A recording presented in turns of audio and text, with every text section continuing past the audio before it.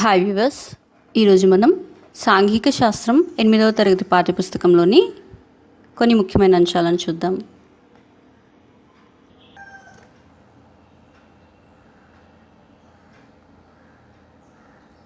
భారతదేశంలో తూర్పు ఆగ్నేయ ప్రాంతాలు తరచు తుఫాన్లకు గురి అవుతుంటాయి. గంగా బ్రహ్మపుత్ర మైదానంలో వరదలు తరచు సంభవిస్తూ ఉంటాయి. పశ్చిమాన రాజస్థాన్, దక్షిణ భారతంలో రాయలసీమ ప్రాంతాలు తీవ్ర కరువుకు గురవుతుంటాయి.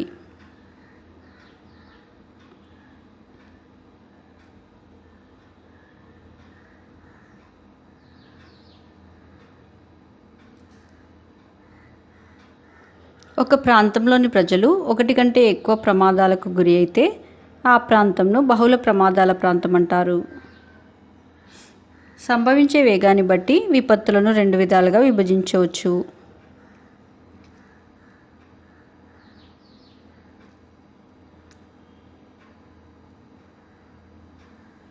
ఒకటి, నిదానంగా సంభవించే విపత్తులు.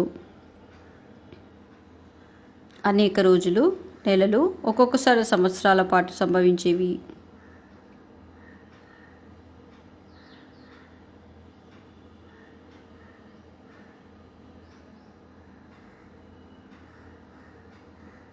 కరువు, పర్యావరణ క్షీణత, చీడపురుగుల తాకిడి, కాటకం వంటివి నిదానంగా సంభవించే విపత్తులకు ఉదాహరణలు.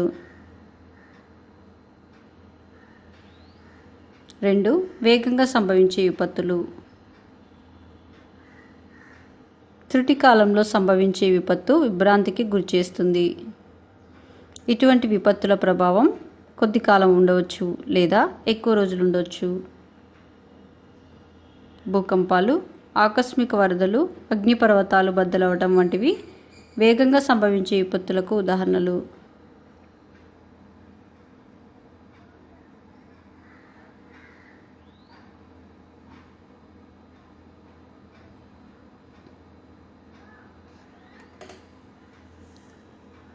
కారణాలను బట్టి విపత్తులను 2 రకాలుగా విభజించవచ్చు. 1, ప్రకృతి విపత్తులు. ప్రకృతి సహజ కారణాల వల్ల ఇటువంటి విపత్తులు ఏర్పడతాయి. భూకంపాలు, తుఫానులు, వరదలు, కరువు, సునామీ, కొండచర్యలు విరిగిపడటం, అగ్నిపర్వతాలు.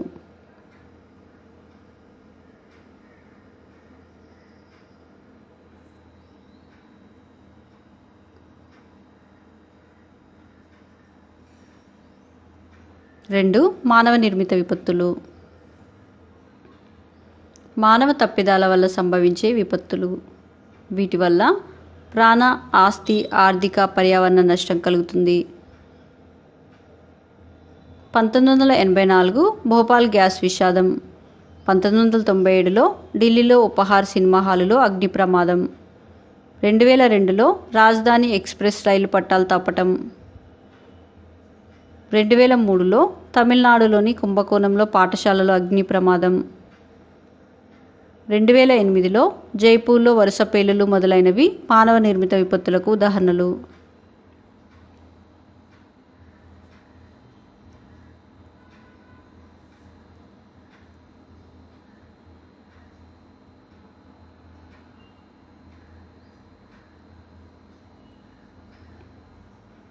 విపత్తుల ప్రభావాన్ని నివారించడానికి, తగ్గించడానికి లేదా వాటి నుంచి కోలుకోవడానికి దోహదం చేసే విధానాలను అందించే దానిని విపత్తుల నిర్వహణ అంటారు.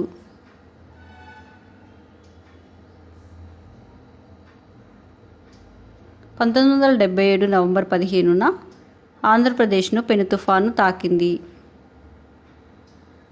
200 కిలోమీటర్లకు మించిన వేగంతో గాలులు వీచాయి.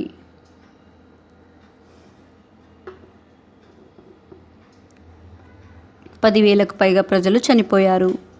50,000కు పైగా ప్రజలు నిరాశ్రయులయ్యారు. మొత్తం 378 కోట్ల రూపాయల నష్టం సంభవించింది.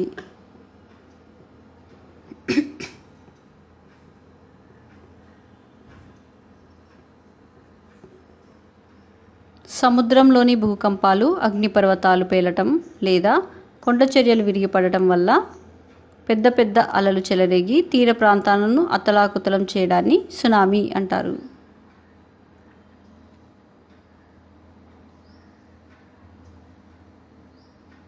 జపాన్ భాషలో సు అంటే రేవు, నామే అంటే అలలు అని అర్థం. సముద్రం లోపలి కేబుల్ల ద్వారా భూమికి అనుసంధానం చేసిన సునామీ డిటెక్టర్లు సముద్రంలో 50 కిలోమీటర్ల లోపలికి ఉంటాయి.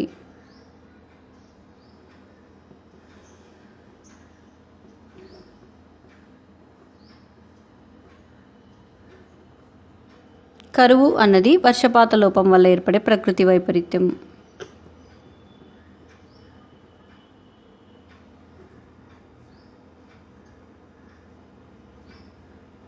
ఒక ప్రాంతంలో సాధారణంగా పడవలసినంతగా వర్షం పడకపోతే దానిని వాతావరణ కరువు అంటారు. 2 వానల మధ్య వ్యవధి చాలా ఎక్కువగా ఉండి వర్షధార పంటలు దెబ్బతింటే దానిని వ్యవసాయ కరువు అంటారు. అధిక వర్షపాతం సగటు వర్షపాతం కంటే ఎక్కువ లేదా 20%.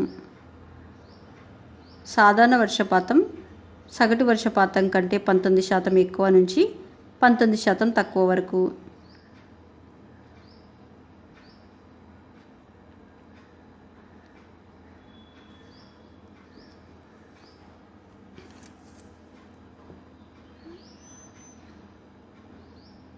తక్కువ వర్షపాతం సగటు వర్షపాతం కంటే 20% నుంచి 59% తక్కువ వరకు. బాగా తక్కువ వర్షపాతం సగటు వర్షపాతం కంటే 60% కంటే తక్కువ. ఆంధ్రప్రదేశ్లోని రాయలసీమ, తెలంగాణ రాష్ట్రంలోని కొన్ని ప్రాంతాలలో ప్రతి 5 సంవత్సరాలలో 2 సంవత్సరాలు కరువు చోటు చేసుకునే అవకాశం ఉంది.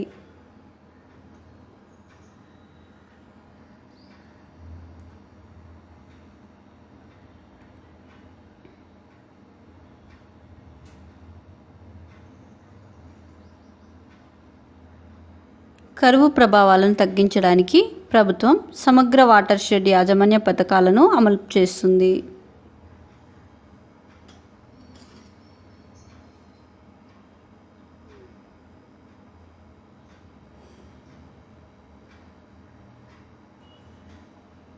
Thank you for watching my videos. If you like my videos, please subscribe my YouTube channel and share them.